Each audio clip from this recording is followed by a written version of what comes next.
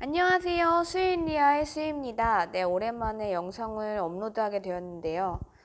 참 씁쓸하네요. 왜 씁쓸하냐? 제가 지금 보이시나요? 뭐 이런 어플도 있는데 마스크를 꼈어요. 네, 지금 전국적으로 외출을 하면 무조건 착용해야 하는 필수품이 되었는데요. 네, 이거와 관련된 이야기입니다. 코로나로 인해서 제가 베트남에 가지 못하게 된 썰을 풀어보려고 해요. 가리는 게 더 이쁜데 너무 답답해 보이니까. 네, 좀 덜 답답해 보일까요? 지금 전국적으로, 아니 전 세계적으로 코로나가 뒤덮고 있는데 어딜 가냐, 방구석이나 처박혀 있지 라고 생각하시는 분들 정말 많을 거예요. 압니다. 저도 알아요. 근데 코로나가 전 세계를 뒤엎기 전에 저는 진짜 큰 결심을 하고 5년 동안 다니던 회사를 그만두고 1년간 저에게 보상을 주기로 했어요. 1년간 휴식을 취하면서 다양한 경험을 해보고 싶었고, 그리고 그 행선지가 베트남이었습니다. 리아가 베트남에 살고 있었기 때문에 가능한 일이었고요. 그리고 리아를 통해서 여행해본 베트남은 굉장히 매력적인 곳이었어요. 그래서 결심을 하게 되었는데, 회사 의사를 밝힌 날, 그날 31번째 확진자를 시작으로 진짜 기하급수적으로 확진자가 늘기 시작했어요. 네, 현재는 7,000명이 넘는 확진자가 발생했고요. 매일 한국인 입국 금지. 설마 비행기가 안 뜨진 않겠지? 그래, 입국 금지하지 않겠지? 보통 베트남의 비자는 여행을 갔을 때는 15일에 관광 비자가 나와요. 그래서 15일 동안 머물 수 있고 다시 돌아오고 나서는 한 달 동안은 베트남에 입국할 수 없습니다. 그래서 저 같은 경우는 리아가 있었기 때문에 3개월의 비자를 받아서 가족 초청 비자를 받아서 가 있을 예정이었고요.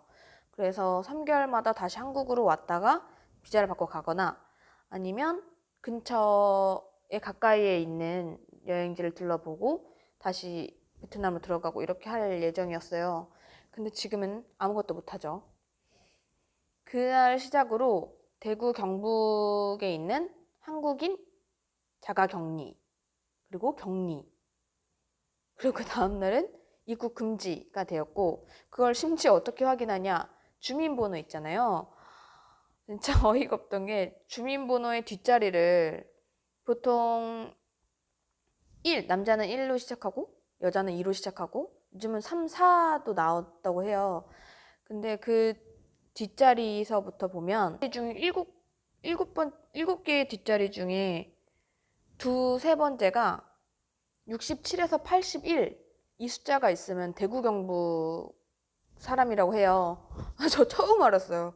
저는 강원도 태생이라서 뭔가 좀 다른 게 있구나 했는데 아, 저 번호가 그 뒷자리 차이였구나. 근데 그걸 보고 공항에 입국한 사람을 다시 돌려보낸 사례인 거예요. 공항에 입국한 사람을 다시 돌아가게 만든 기도 했고 그리고 그래서 진짜 매일같이 검색을 했어요. 베트남 한국인 입국 금지.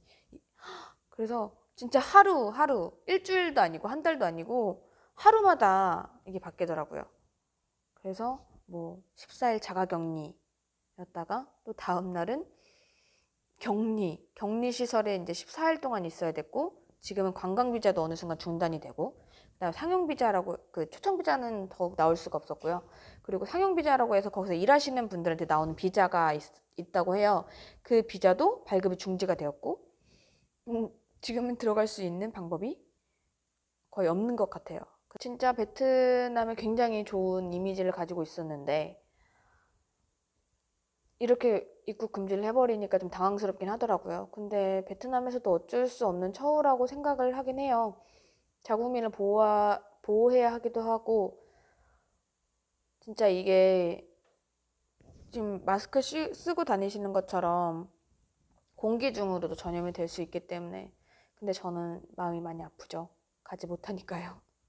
저를 기다리는 리아도 만날 수가 없고 리아를 주려고 마스크도 많이 챙겨놨는데 마스크도 전달하지 못해서 리아는 되게 독특한 뭐 초록 색깔의 마스크를 끼고 다니더라고요.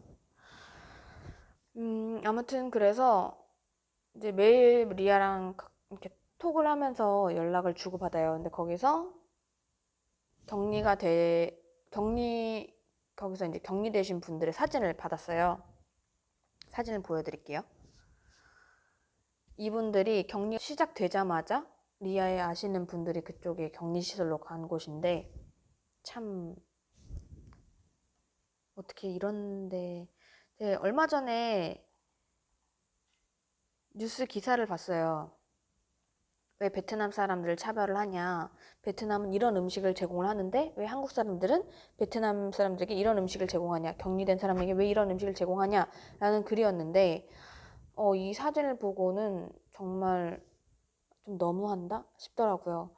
그래서 사진을 보고 베트남도 빈부격차가 굉장히 크기 때문에 그래서 이런 시설에 가게 된 게 아닐까, 그냥 보통적인 시설이 아닐까라고 물어봤는데 그렇진 않다고 하더라고요.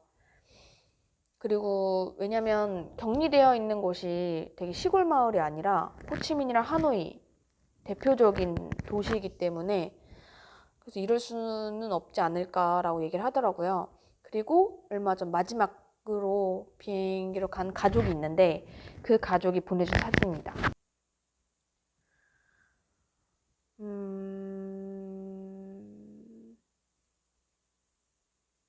이걸 나름 깨끗하다고 해야 하는 건지, 근데 되게 오랫동안 버려진 폐허 같은 느낌이긴 해요. 그리고 그 앞에 얘기한 것처럼 그 식단 굉장히 건강식인가요? 그래서 저는 베트남에 가지 못하게 되었습니다. 참 씁쓸하죠. 많은 것을 계획했는데. 저도 안타깝지만 지금 바람은 하늘길은 또 언젠간 열리겠죠. 그게 좀 빨리 당겨졌으면 좋겠고, 그리고 확진 받으셨던 분들이 무사히 잘 퇴원하셔서 빨리 건강을 완쾌하셨으면 좋겠어요. 그리고 거짓말 하지 않으셨으면 좋겠습니다. 당신들의 거짓말로 인해서 굉장히 많은 사람들이 고통받고 있다는 걸 아직도 모르시는 분들이 많이 계신 것 같아요. 거짓말한 거 진짜 나빠요. 정말 나빠요. 저도 확진자가 나왔던 곳을 지나간 경험이 있어서 너무 걱정이 돼서 하루 종일 이마를 만져본 적이 있어요. 발열 증상이 있고 기침이 난다고 해서. 근데 그리고 나서 생각해 보니까 저만 걸리면 문제가 되진 않아요. 근데 제 가족, 저희 엄마 아빠, 저희 언니네 가족, 그리고 회사 동료, 나로 인해서 그 많은 사람들이 걸린다고 생각하니까 너무 끔찍하더라고요. 근데 그 상황을 만들지 않으려면 거짓말 하지 않으면 돼요. 더 이상 확진자가 늘지 않았으면 좋겠고 거짓말하는 사람이 생기지 않았으면 좋겠습니다. 모두 코로나 잘 이겨냈으면 좋겠습니다. 그럼 오늘은 여기까지 하겠습니다. 안녕.